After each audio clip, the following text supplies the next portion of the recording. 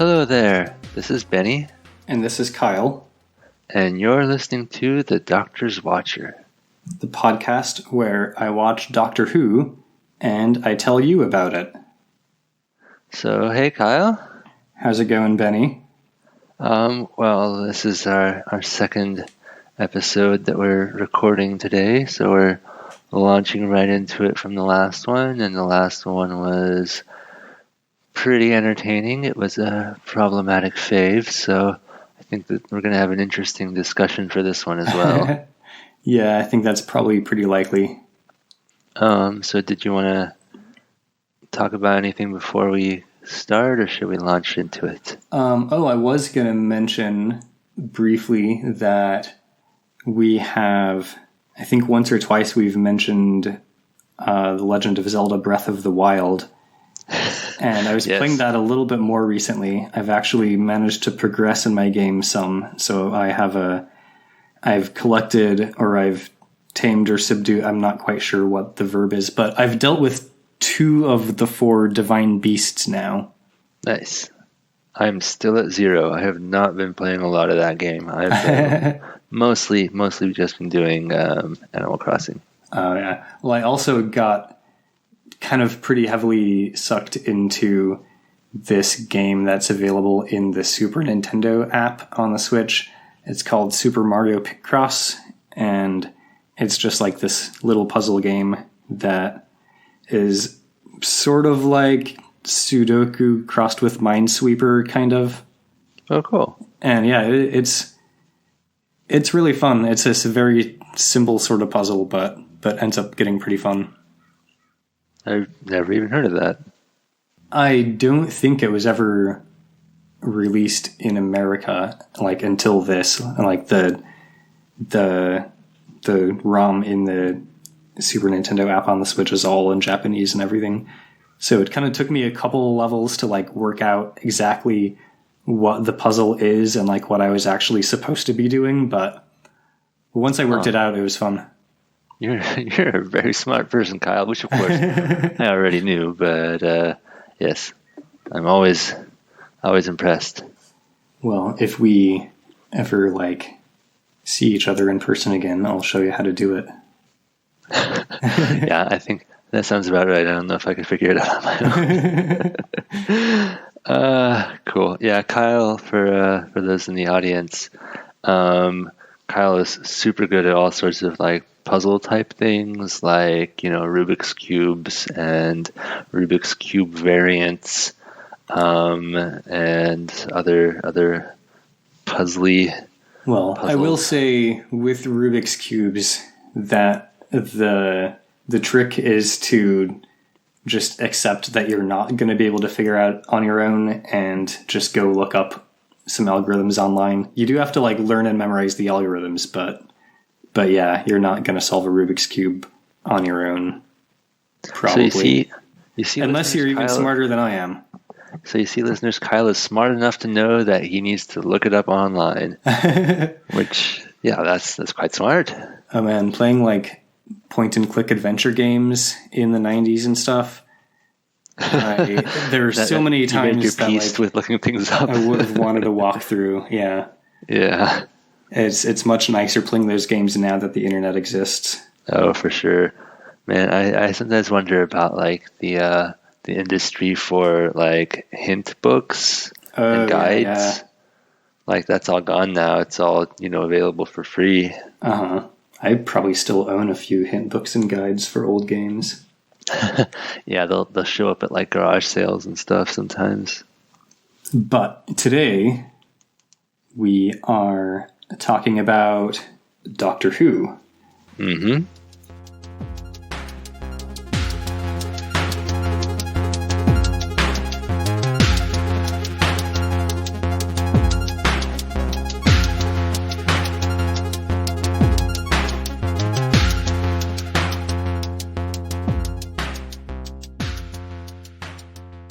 This is The Warriors of Death, which is the 28th episode of the first season. Ah, such a good name. And Benny, do you recall our Cliff Dingler from the previous episode?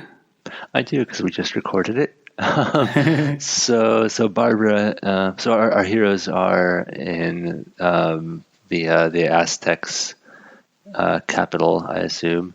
I guess we should say that, like, the title of the serial as a whole is The Aztecs. I don't think we mentioned that last time. Yeah, so Barbara is kind of impersonating a god, and she's trying to get the Aztecs to stop sacrificing people. And one of the priests is on to her, and he's super into sacrificing people, so he wants to stop her and expose her as a fake god. It just now occurred to me that Tlotoxl actually is the high priest of sacrifice. Like, that's his, and like it Job just security, baby. It just now occurred to me that if Barbara's thing goes through, then he's out of a job. Like, job security for him. Yeah, it's not just that like he likes to kill people, but like he needs to put food on his table. I know, man.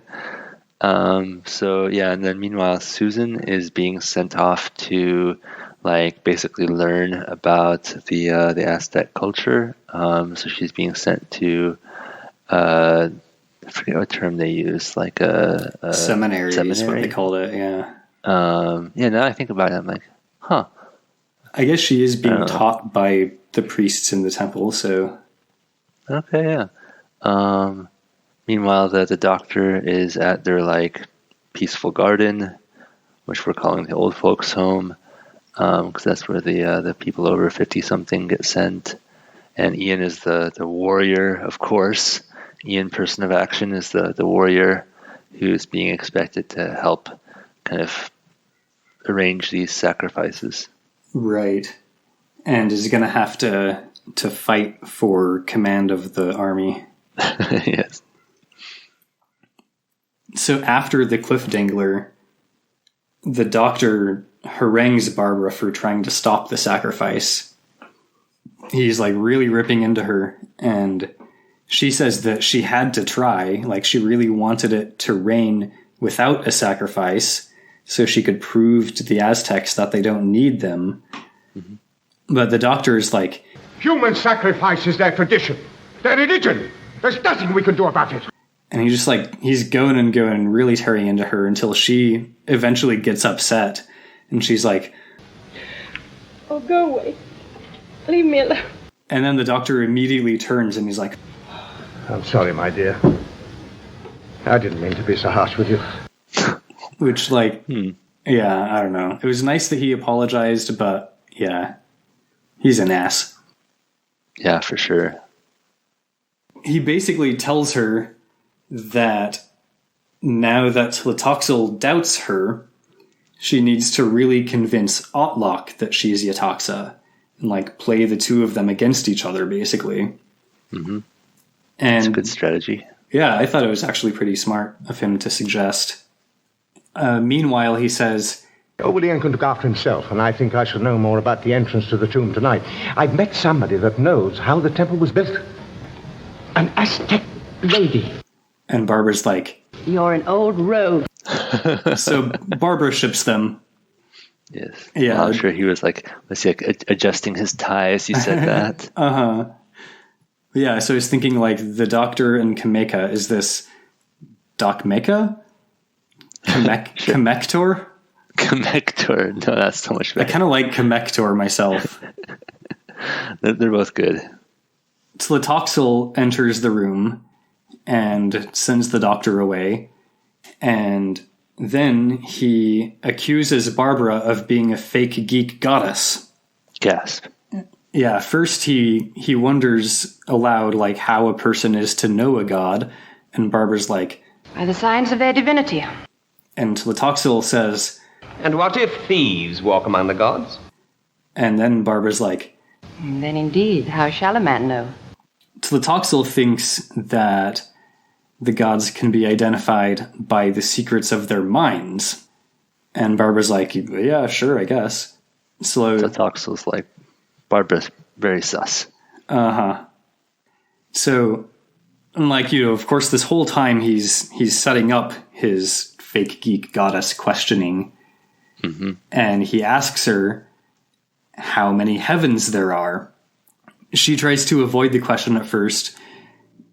She asks Tlotoxl if he's the high priest of knowledge. But he just repeats the question, and she's like, 13. Nice. So Tlotoxl says, Name them. yeah, so lol. Barbara's well, like, no, I assume that she's right because she's, she knows about Aztec stuff, right? yeah, I mean, she's right about the 13, and so of course he moves the goalposts. It's like, can you name the 13 heavens? Oh, you're wearing an Aztec god's t-shirt. Uh-huh. Have you actually seen all 28,000 episodes of the Aztec gods? So she's like, dude, if you want a fucking knowledge challenge, then send Tlotoxl, the high priest of fucking knowledge. And Tlotoxl's like, oh, cool, whatever. Well, I'm off to watch Ian and Ixta fight to the death. Peace. And heads out. What a flex. So in the warrior chamber, Ixta throws a spear at the wall, which is 3 feet away. And then he turns to Ian and he's like, see, I'm cool. I can win fights and shit. I showed that wall who's boss. Ian's like, yeah, whatever. He says, Real enemies can hit back. which I thought was pretty great. Ian's definitely beating Ixta in the burn contest. Yes. That's the real contest. It's the only one that matters. Tlotoxl asks Ian how he would defeat his enemies. Ixta's going to throw a spear at the wall. What are you going to do? Valid question. And Ian says, I should use more cunning. Surprise my enemy. Ixta kind of walks away a little bit as he says, This also I can do. and then he turns around toward Ian with a knife drawn. Ian basically just laughs at this and says that all he needs to defeat his enemy is his thumb. Ixta doesn't believe him and thinks he's mocking the art of war. So Ian's like, fine, whatever, go grab your club. And while Ixta is leaning over to pick up his club, Ian basically gives him a Vulcan nerve pinch. And Ixta passes out. Oh, huh. Yeah. Okay. Didn't know he could do that. About this time, Tlotoxl enters the room and sees Ixta passed out on the desk. And he's like, what the fuck? And Ian's like, don't worry, I didn't kill him this time. And heads out. For a walk. Oh, wow. What a badass. Yeah, it was a pretty great Ian scene. The guard outside the room is like, hey, the perfect victim wants to come in. And Tlotoxl is like, well, send him in. All of his requests must be granted. And then we see a little light bulb go on above Tlotoxl's head as he ponders this for a moment. A little codex entry is unlocked as soon as he says that. Uh-huh. Yeah, the little light blings on his HUD that says, perfect victim, access in the codex. Yep. And so this strapping young Aztec man enters the room, and Tlotoxl's like, oh, hey, PV, you know Ixta, right? And perfect victim is like, oh, yeah, I've heard that he's pretty badass. And Tlotoxl's like, I mean, stories can sometimes exaggerate. He just got defeated 2 minutes ago. So Ixta complains that was a trick and says that he'd win an actual face-to-face combat.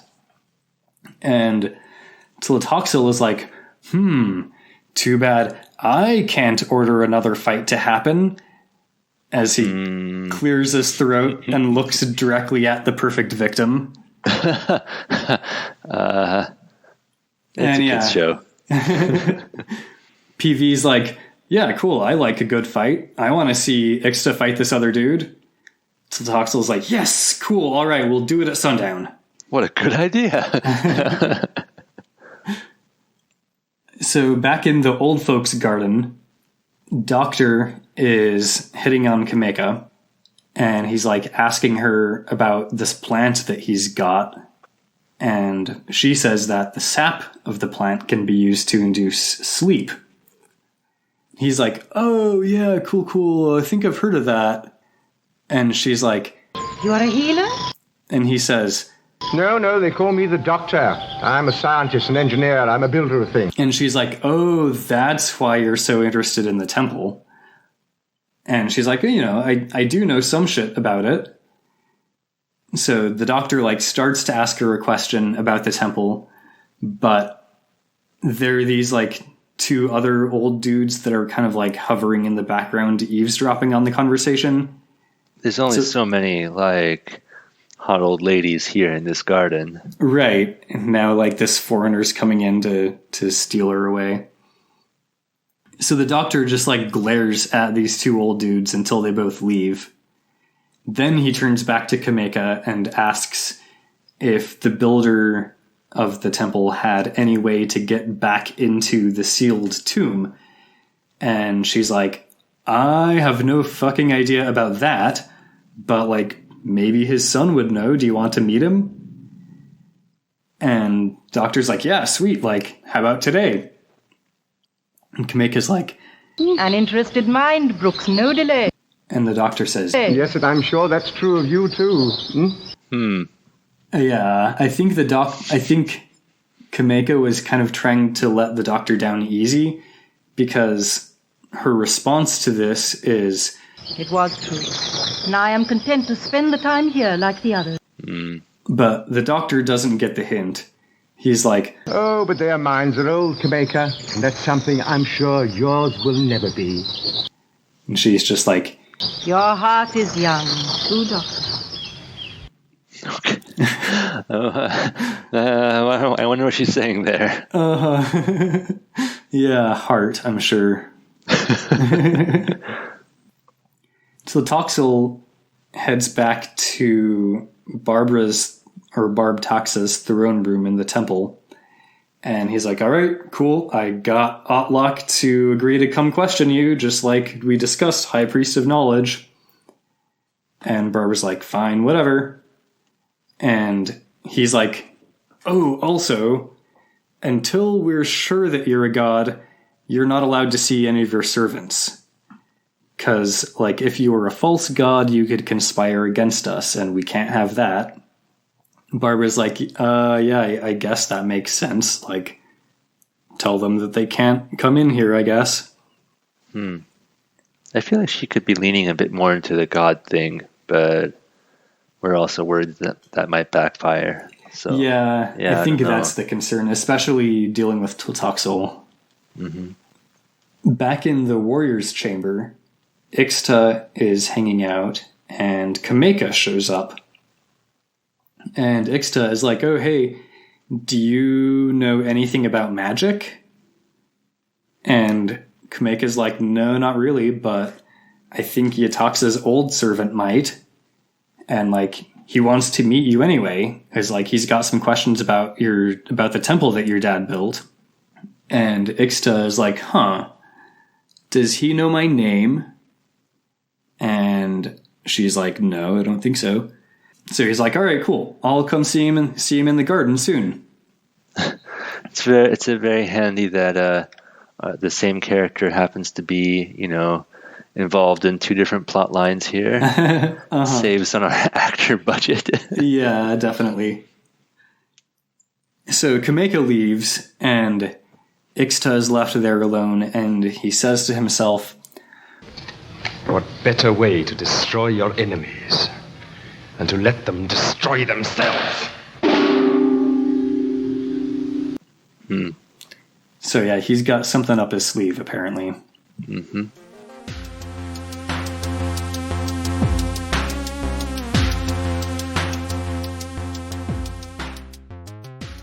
Hi, I hope you're enjoying the episode.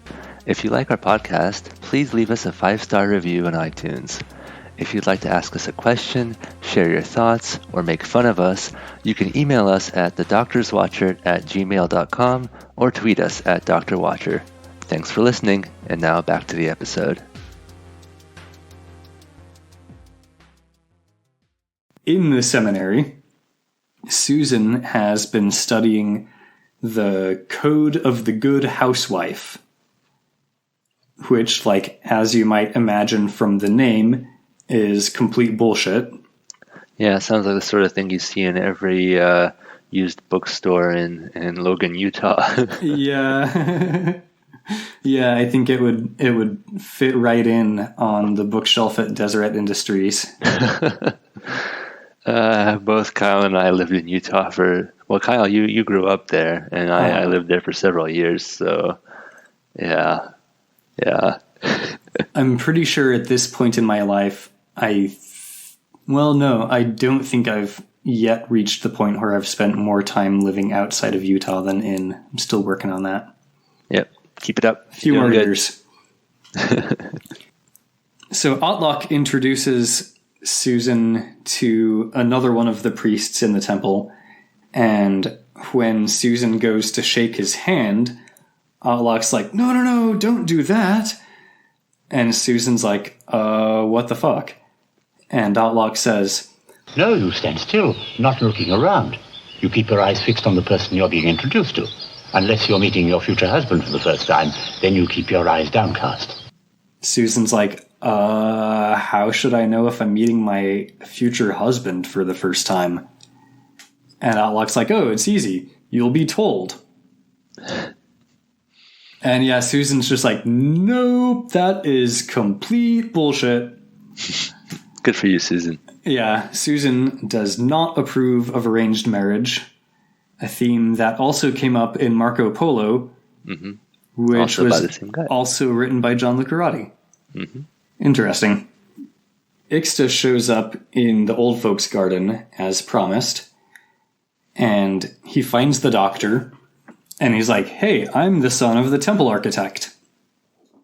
And the doctor's like, oh, cool, yeah, like, that sealed tomb is super cool. And Ixta reveals that his father actually had drawn a diagram of how it works. And the doctor's like, very handy. So, of course, the doctor wants to see it. And Ixta's like, Can a humble warrior deny the request of your tax's servant? I will bring it to you after sunset, if the gods are willing. And the doctor's like, Oh, I don't see why not, And Ixta's like, well, the thing is, I'm supposed to fight this fight at sundown, and it's going to be a hand-to-hand fight, but, like, I suck at that. I'm good with, like, a club or a spear. So probably I'm going to lose. Then I'm going to be all hella disgraced and shit, and it's going to be too embarrassing for you to be seen with me later. That's a clever play that he's got going on. Uh-huh. I can see what he was saying earlier about getting his enemies to fight each other, or defeat each other, or whatever he said. The doctor, I think, kind of tries to call a bluff or something, because the doctor's like, really, indeed, yes. Dear, and I would have loved to have seen those drawings. Just, like, completely expecting Ixta to lose. And Ixta's like, No more than I desire a victory. Hint, hint. Uh-huh. So then the doctor suggests that they help each other out. So, of course, Ixta agrees to that, and he leaves. And the doctor gets a leaf from the plant that he was asking Kameka about earlier, and he kind of, like, sticks a needle through the stem of the leaf, and he says, Yes, I think a little horticulture might go a long way. Yes, very interesting. Back in the warrior's chamber, Ian is practicing with a club when Ixta shows up and officially challenges him to a fight. Apparently it hadn't, like, actually been official yet until this point. And Ixta clarifies, Without weapons, your hands have defeated me. Let mine try to win a victory over you. Ian's just like, yeah, sure, whatever. Ian's like, bring it. Uh-huh.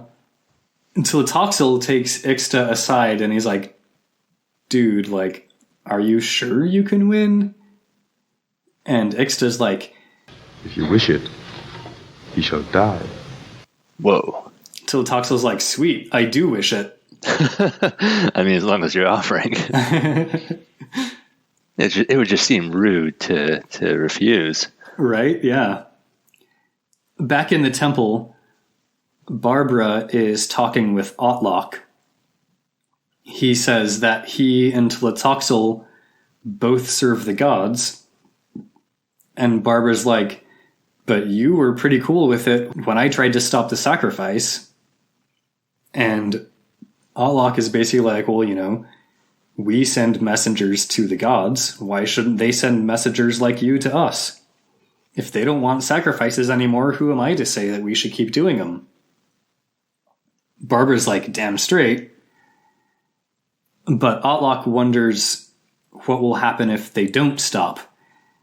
And Barbara's like, everything gets fucked then. Like, 10,000 people will die in one day, and your civilization will be wiped off the face of the planet. Mm-hmm. He's like... It's a pretty good prophecy there. Yeah. Otlock's like... You prophesy our doom. And she's just like, yes. He's like, I'll think about it. So the doctor meets up with Ixta again, and he gives him this leaf and the needle, and tells him to like scratch his enemy with it on the inside of the wrist, but like be careful not to scratch himself. He clarifies that it's not actually going to kill the enemy, it will just slowly drain their strength. It's interesting. I mean, like, he suddenly knows all these ways in which this plant works just based on the woman telling him that it's a sleeping agent. Uh-huh. I wonder if he maybe knew about it beforehand and was just, like, using that as a line. Oh. But then when she's like, you know, are you a healer? He's like, oh, no, like, I don't know anything about that shit. So I don't know.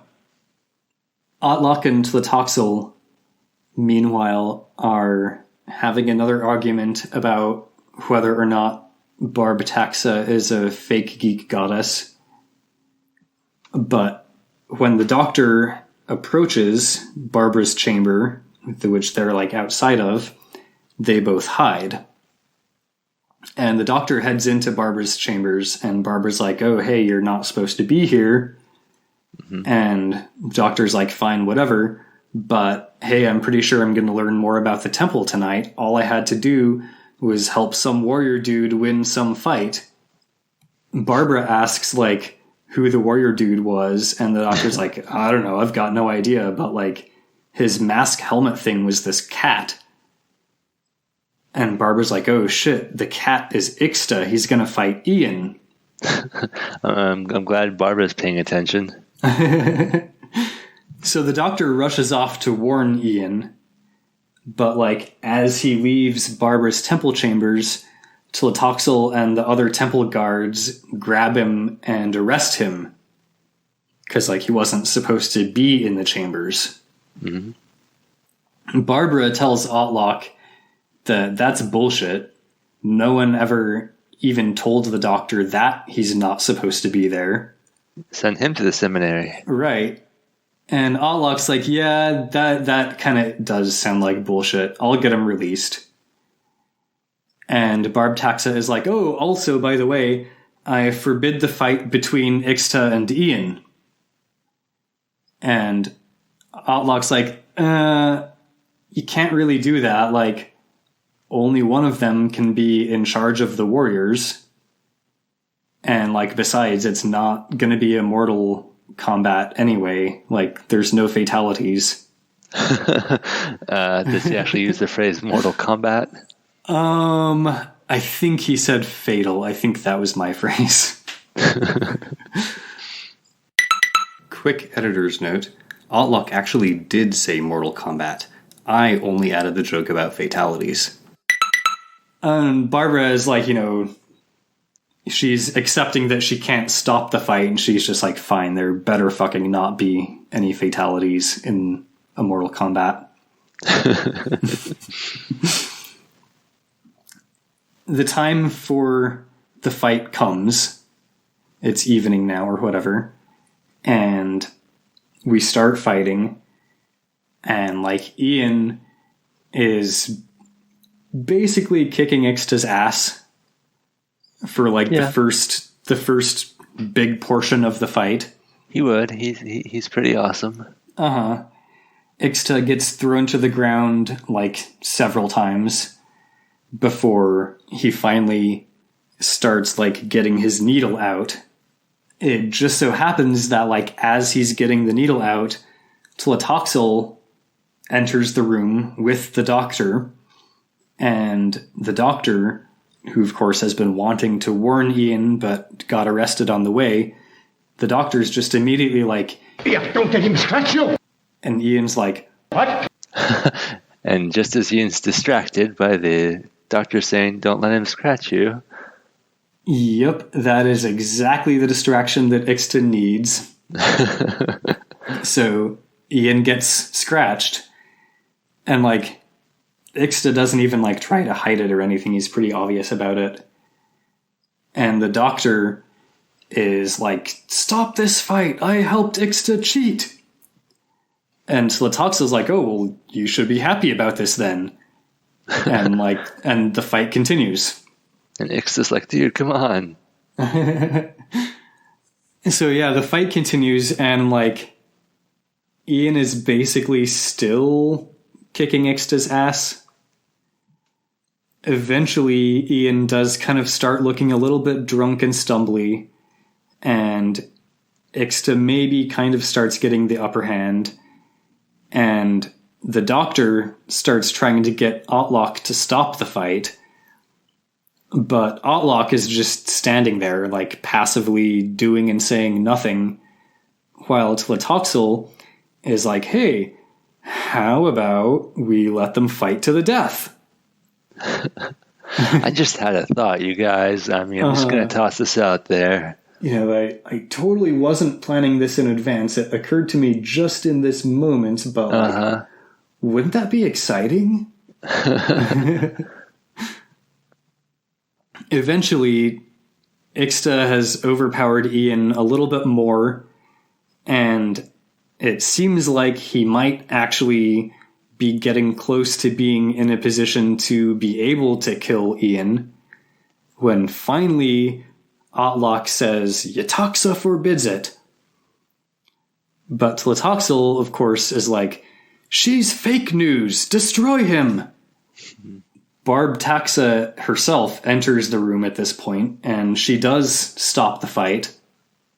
But Tlotoxl is like, "Dude, what the hell? You're supposed to be in the temple." And Barbara says, I am loyal to those who serve me. Tlotoxl is like, If you are Yetaxa, save him. and Barbara looks into the middle distance with worry in her eyes as the titles "Next Episode, The Bride of Sacrifice" appear on screen.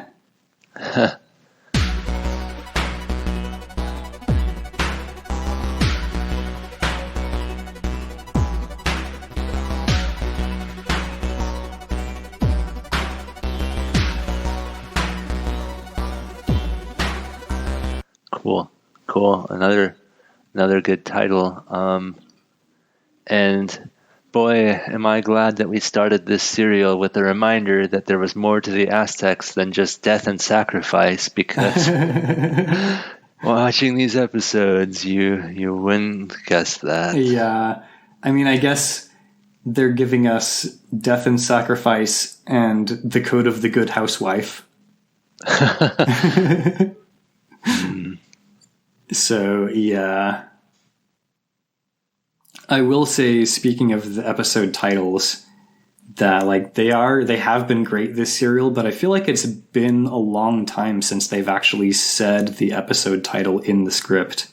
Oh yeah, our confetti and fireworks budget has been needed elsewhere, I suppose. Yeah, maybe the costume department took it over. I mean, that would track with these episodes, I think.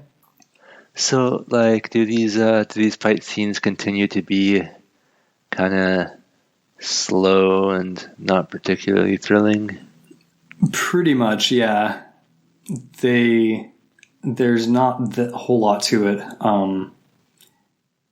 In the transcript of the episodes that I often follow along with while I am doing my notes watch, the transcript said something about, like, Ian clearly seems to be a fan of 60s British television wrestling. Huh. Interesting. Which, is obviously not, I shouldn't say obviously, but it's not anything that I've ever seen, so it's not a reference that I would have pulled, but, like, given that description, I can definitely imagine it being accurate. There's a lot of, kind of like grappling and throwing and flipping and sort of westernized judo-esque tossing and stuff. Cool. Ixta hits the ground several times.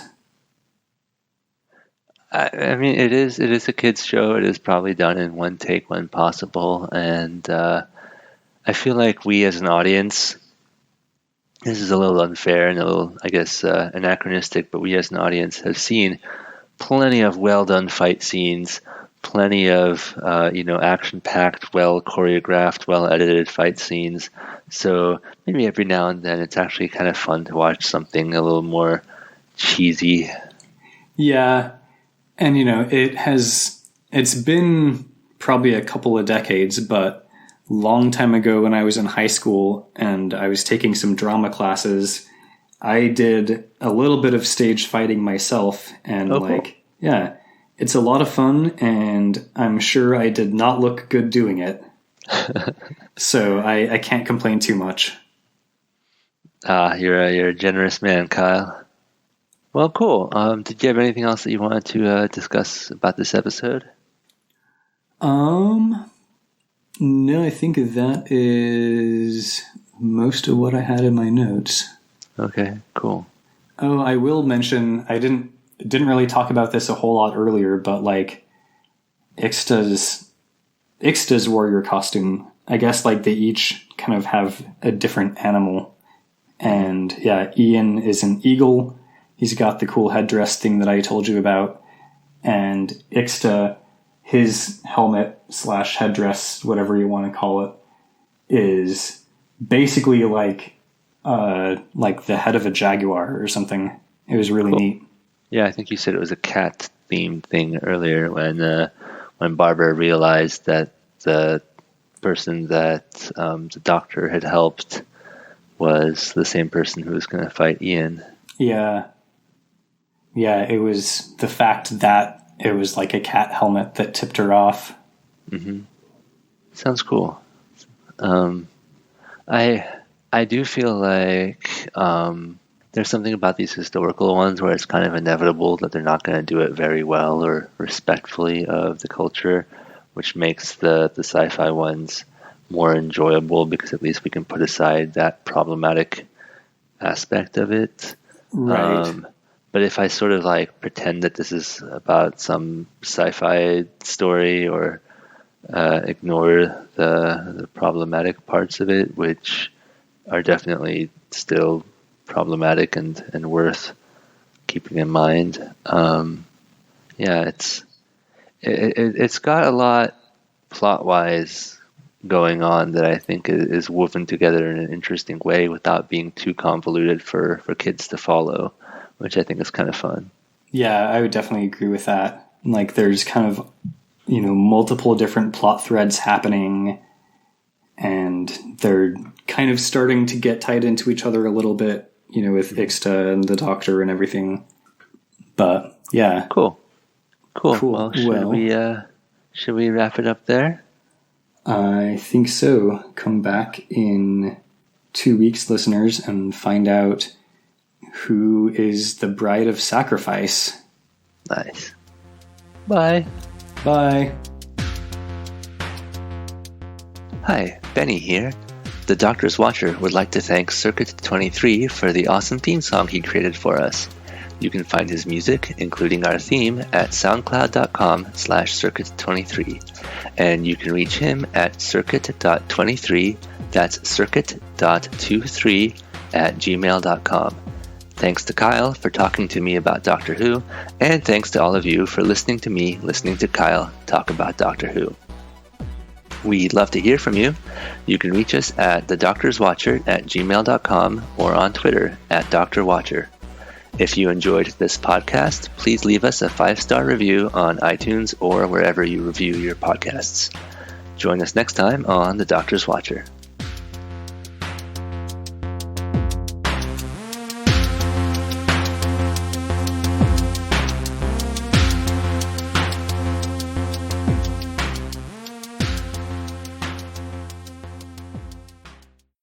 Oh, but their minds are old, Kameka, and that's something I'm sure yours will never be. Your is young, too, Doctor.